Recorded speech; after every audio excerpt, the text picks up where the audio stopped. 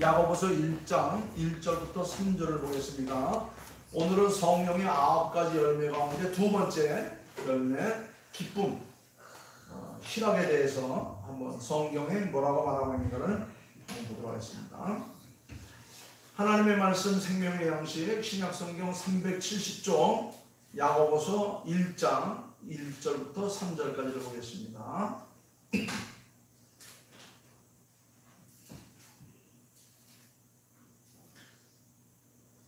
하나님과 주 예수 그리스도의 종 야고보는 흩어져 있는 12지파에게 문안하노라. 네 형제들아, 너희가 여러 가지 시험을 당하거든 온전히 기쁘게 여기라. 다같이 이는 너희 믿음의 인내를 만들어내는 줄을 알미니라. 아멘. 너희가 여러 가지 시험을 당하거든 온전히 기쁘게 여기라. 지금 이 글이 쓰여지고 있을 당시에 상황을 보면 믿는 자들이, 예수를 믿는 자들이 지금 핍박에 의해서 산지사방으로 흩어져 있습니다. 그래서 여기 보니까 하나님과 주 예수 그리스도의 종 야고보는 흩어져 있는 12지파에게 문안하노라. 예수의 부활을 믿고 다시 사심을 확신하는 모든 무리들, 근데 그들이 지금 고난을 당하고 있어요. 핍박을 받고 있습니다. 그들에게 말하기를 너희들이 지금 당하는 모든 고난은 장차 우리에게 주어질 영광과는 비교할 수 없다 말했던 바울의 이야기를 상기하면서 너희들이 여러 가지 시험을 만나거든 온전히 기쁘게 여기라. 왜냐하면 너희들이 당하는 이 시련은 마침내 너에게 참다운 기쁨이 될 것이다. 요한복음 15장에서도 보면 예수님께서 예수님의 제자들에게 말씀하시기를 내가 너희에게 기쁨을 주노라 그랬어요. 내 기쁨이 너희 안에 있어 너희 기쁨을 충만하게 하려 함이니라. 그러시면서 예수님께서 말하기를 서로 사랑하라. 너희가 서로 사랑하면 너희가 나의 제자인 것을 세상에 알리라. 너희가 서로 사랑하면 너희의 사랑 속에 나의 기쁨이 충만할 것이다. 이렇게 예수님께서 제자들을 격려하면서 힘들고 어렵지만 잘 참아 견디면 그것이 기쁨이 될 것이다. 성경에서 말하는 기쁨은 시련을 만났을 때에, 시험을 겪었을 때에 더 빛나는 열매, 이것이 바로 기쁨이라는 겁니다. 그러니까 너희가 시험을 만나거든 피하지 말고 오히려 그것을 기쁘게 여기라. 오히려 그것이 너의 삶에 더 빛나고 아름다운 열매로 채워질 것이다. 우리는 종종 어떤 사람들의 됨됨이를 이야기할 때는 종종 같이 여행을 가거나 아니면 어려움을 겪거나 함께 음식을 먹거나 함께 생각해보면 그 사람이 어떤 사람인지를 알 수가 있어요. 평상시에는 피상적으로만 알고 있었는데 함께 여행을 가거나 아니면 식사를 하거나 아니면 잠을 자거나 함께 이렇게 살다 보면 그 사람의 됨됨이가 어떤가, 그가 살아온 과거가 어떤가, 그가 어떻게 해서 오늘까지 이루게 되었는가를 알 수가 있어요. 그래서 그 사람의 됨됨이, 그 사람의 인격, 그 사람의 그 성장하는 과정들을 우리가 알면서 그 사람을 이해할 수 있고 그 사람과 대화의 상대가 되어갈 수가 있습니다. 가장 좋은 방법은 여행을 같이 해보면 알아요. 그래서 하룻밤만 같이 잡아오면 그 사람의 됨됨이를 우리가 파악할 수 있습니다. 그래서 오늘 우리가 함께 나누려고 하는 이 주제는 성령의 9가지 열매 중에 두 번째인 바로 기쁨. 그런데 이 기쁨은, 성경에서 말하는 기쁨은 고난과 시련 속에서 더욱 빛나는 열매라고 하는 거예요. 우리가 고난을 당할 때, 기쁨을 당할 때, 시험을 통과할 때 주어지는 열매. 요새 맥주 강사 주간이라서 여러분들이 아마 첫 곡식들을 따서 교회에 바치고 목사님 드시라고 봐주는데 얼마나 귀한 겁니까? 그 맨 땅에 씨를 뿌렸더니 거기서 싹이 나고 줄기가 나고 꽃이 피고 열매를 맺었어요. 정말 신기한 겁니다. 기적 중에 기적이죠. 그래서 그것이 얼마나 귀한 열매인지 모릅니다. 기쁨이라고 하는 건 바로 그거예요. 성경에서 말하고 하는 기쁨이라고 하는 것은 고난과 시련을 겪고 난 다음에 오는 열매. 예수님께서는 바로 그것을 우리에게 주면서 내 기쁨을 너에게 주노라. 내가 너에게 주는 것은 나의 참된 기쁨이다. 그래서 요한복음 15장 9절부터 그 이하에 쭉 보게 되면 참된 기쁨에 대해서 참된 사랑은 뭐냐? 하나님 아버지로부터 왔는데 그 참된 사랑은 바로 아버지로부터 출발해서 예수 그리스도를 통해서 우리에게 아름다운 열매로 맺혀진 거예요. 그것이 바로 우리가 이 땅에서 누리는 기쁨이라는 겁니다. 제가 지난주에 그랬죠. 우리는 이성적인 사랑에 의해서 태어나고 희생적인 사랑에 의해서 양육되고 또 우정으로 우리의 삶이 성숙하고 마침내 신의 사랑으로 우리의 삶이 완성된다.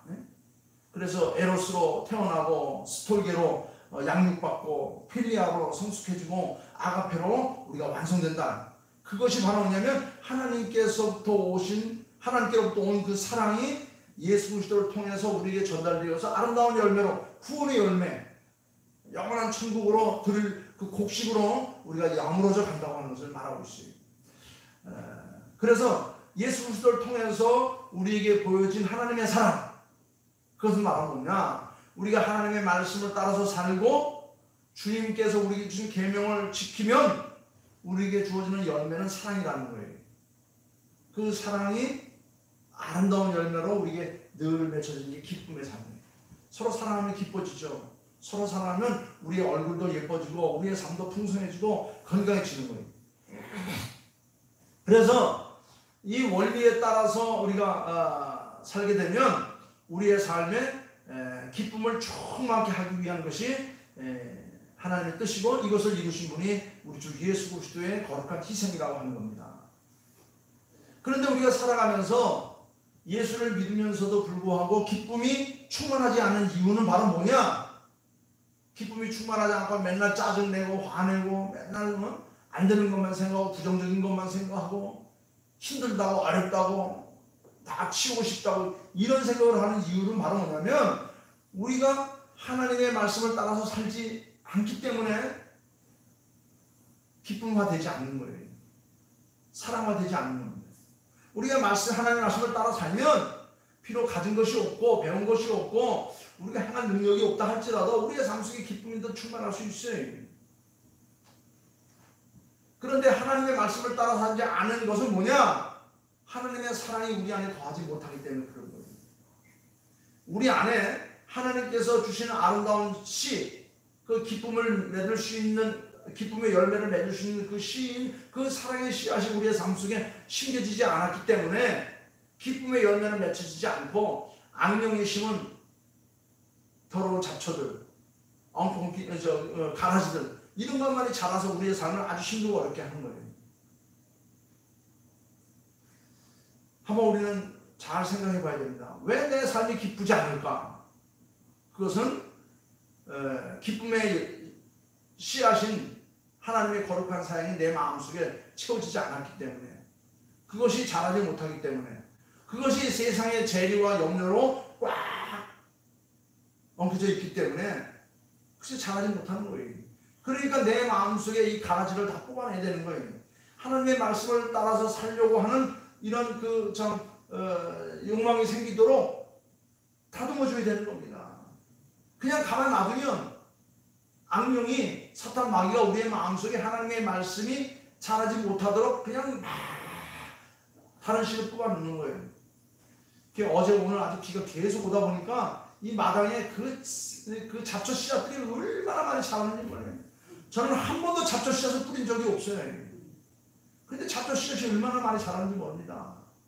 그걸 뽑아내든가 제초 씨로 뿌리든가 아니면 카바로 덮어가지고 아예 못 나오게 하든가 해야 되는데 이건 끊임없이 쏟아오는 거예요. 그러니까 우리가 기쁨을 누리지 못하는 이유는 바로 하나님의 말씀이 자라지 못하도록 사탄 마귀가 늘 우리의 삶 속에 그 가라지를 자꾸 심는 거예요. 하나님의 말씀대로 살아가지 않는 것은 하나님께서 우리에게 주시는 그 기쁨의 씨앗인 사랑의 열매를 사탄 마귀가 다 휘쳐놓는 거예요. 새들이 와서 다 쪼아 먹어버리는 거예요. 그러니까 열매가 자라지 못하는 거예요. 기쁨이 열매를 얻을 수 없는 거예요.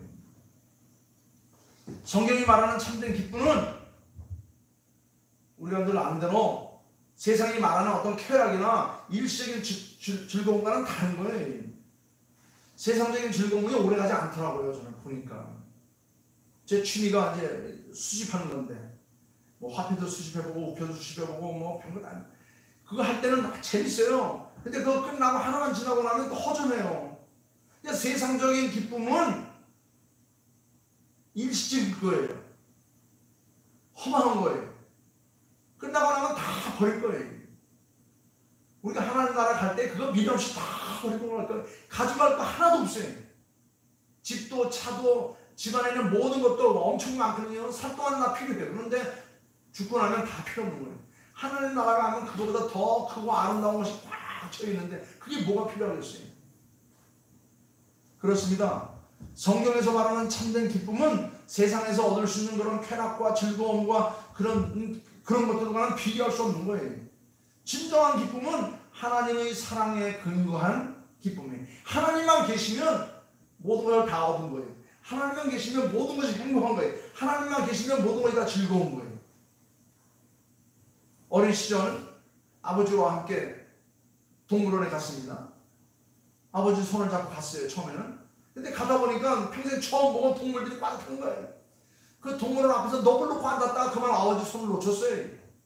사람들이 얼마나 많은지. 그래서 아버지 손을 놓고 난 다음에 앞에 그 신기한 동물들이 하나 눈에 안 들어와요. 그 탈 것도 놀이시설들이 하나도 안 들어옵니다. 그 맛있는 아이스크림도 하나도 안 들어와요. 어느 순간 함께하던 아버지가 보이지 않으니 눈앞이 캄캄하고 울음밖에 안 하는 거예요. 주령과 공부도 막 거래하면서 울고불고 난리가 났습니다. 그 좋은 시설이 뭐가 필요하겠어요? 맛있는 게 뭐가 맛있겠어요? 아무것도 필요 없는 거예요. 오직 아버지 잊어버린 그 하나 가지고 길바닥에 주저앉아서 울고 있을 때에 결국 그 관리하시는 분이 들어다가 미아 보수 보호소에 앉혀놨어요. 그 미아 보호소에 앉아가지고 기다렸더니 방송을 해가지고 이렇게 생긴 아이가 아빠를 찾고 있다. 결국 아빠가 그 방송소리를 듣고 미아 보호소에 와보니까 자기 아들이 울고 있는 거예요. 그 아들을 끌어안는 순간 모든 근심 걱정 범민것도 다 사라진 거예요. 그 순간 모든 것이 다 회복되는 겁니다. 그렇습니다.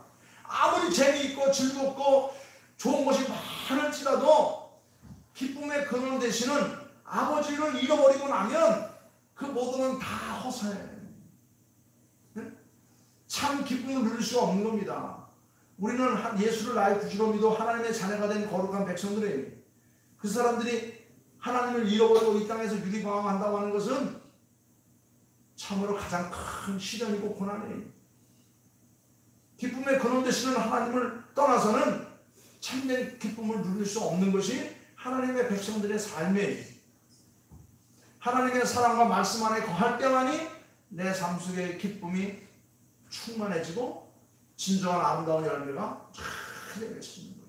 그래서 살만한 이유가 생기고 살만한 가치가 생기고 살아갈 만한 의욕이 생기는 거예요. 여러분 우리가 하나님 없이 살 수 있겠어요? 잠시 잠깐은 살 수 있겠죠? 세상 놀이에 정신 팔려서 세상 먹을 것에 넋을 놓아서. 그러나 지나고 나면 아버지밖에 생각이 안 나는 거예요.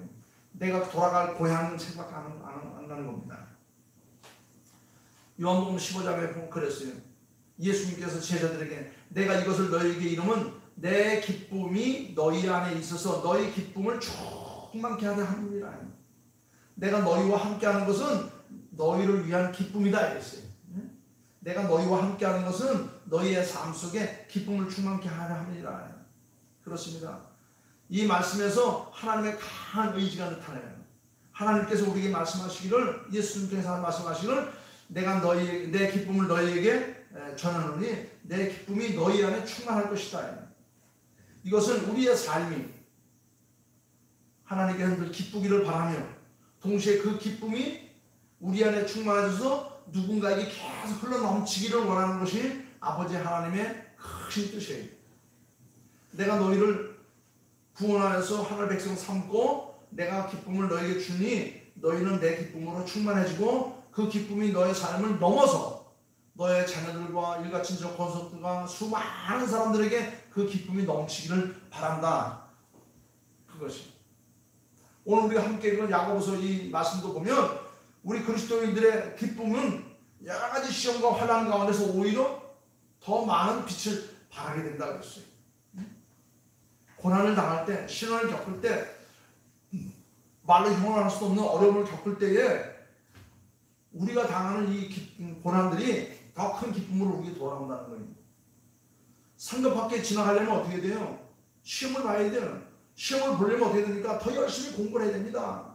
다른 사람 먹고 놀고 잘 때에 나는 밤잠 자지 않고 밤새도록 공부하는 거예요.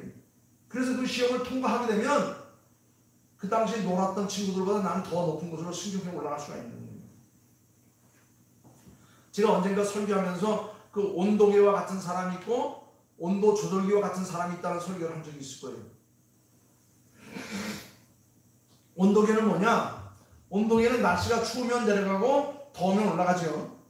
이 사람은 뭐냐면 환경에 의해서 좌우되는 사람이에요. 온도계 같은 사람은 환경에 의해서 좌우되는 사람, 상황과 여건에 따라서 좌우되는 사람. 반면에 온도 조절기 같은 사람은 뭐냐? 온도 조절기는 날씨가 추우면 온도를 올릴 수 있고 더우면 온도를 내릴 수 있죠. 이 사람은 환경에 따라서 좌우되는 사람이 아니라 오히려 환경을 바꿔가는 사람이에요.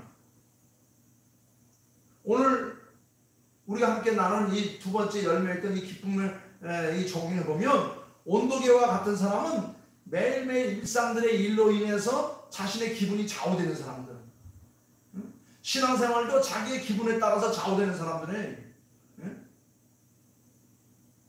그런 온도계 같은 사람이에요. 반면에 온도 조절계 같은 사람은 하나님의 사랑 안에 거하는 참된 기쁨을 오히려 슬퍼해야 할 상황과 같은 그런 가운데 오히려 증거해서 그걸 극복해 갈 수 있는 사람. 다시 말하면 웃음이 사라진 자리에 미소를 전해줄 수 있고 실망과 좌절 가운데 빠져서 우울증으로 살고 있는 사람에게 소망과 기대를 지어줄 수 있는 그런 사람. 우리는 어떤 사람 되어야 되죠? 온도 조절기와 같은 사람 되어야 돼요. 온도 조절기와 같은 사람들. 환경과 여건에 따라서 우리의 신앙이 변하면 안 돼. 그것을 우리가 주관할 수 있어야 되는 거예요. 비가 오나 눈이 오나 우리가 하나님 앞에 약속한 예배 시간, 하나님 앞에 나의 삶을 드려서 하나님의 영광을 드리고 하나님이 내게 주신 복을 내가 감당하며 이웃께 나누겠다고 하는 이 철저한 이 신앙 정신을 가지고 우리가 신앙생활을 할 수 있어야 되는 거예요. 그런데 우리는 종종 환경과 여건에 지배를 받으면서 자기의 기분에 따라서 신앙생활하는 사람들이 너무 많아요. 그런 사람은 세상으로는 일시적인 기쁨을 누릴 수는 있지만 그러나 하나님께 주시는 영원한 기쁨을 누릴 수가 없어요. 하나님께 주시는 영원한 기쁨은 오직 모든 시련을 이기고 겪어낸 사람들. 그래서 오늘 말씀에 하기를 흩어져 있는 12지파에게 제일 처음에 하시는 말씀이 너희가 시험을 만나거든 온전히 기쁘게 여기라. 너희의 믿음의 시련이 인내를 만들어내는 줄을 너희가 압니다. 인내를 온전히 이루라. 너희로 온전하고 구비하여 조금도 부족함이 없는 은혜를 너희가 덧입게 될 것이다. 이게 바로 신앙생활의 힘이에요.